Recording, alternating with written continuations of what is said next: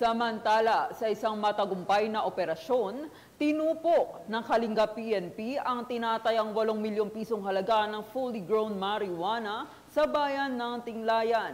Ang kabuuan ng balita mula kay Patrolwoman Jezebel Moyaw. 8 milyong pisong fully grown marijuana plants ang pinuksa ng Kalinga PNP sa Barangay Lukong, Tinglayan, Kalinga nito lamang ika-25 ng Setyembre taong kasalukuyan.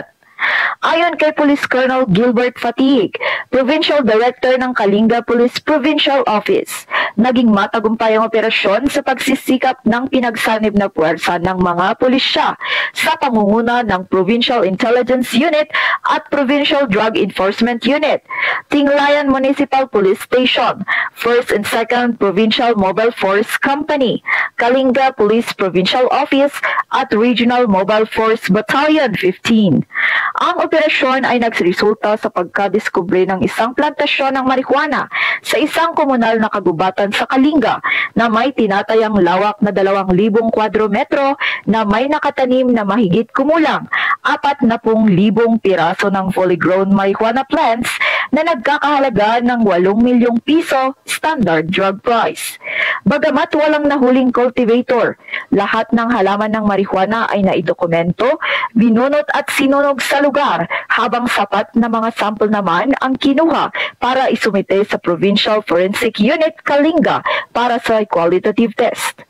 Pinuri ni Police Colonel Fatigue ang mga operatiba sa kanilang matagumpay na operasyon at tiniyak na lalo pa nilang paigtingin ang kampanya kontra sa illegal na droga upang tuluyang matigil ang paglaganap ng pinagbabawal na gamot sa kanilang nasasakupan.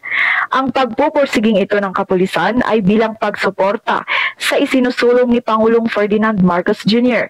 na whole-of-nation approach na kinakailangan upang masugpo ang paglaganap ng illegal na droga at maging illegal drug-free ang bansa.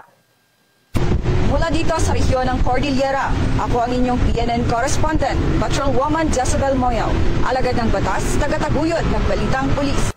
Maraming salamat, Patrolwoman Jezebel Moyaw.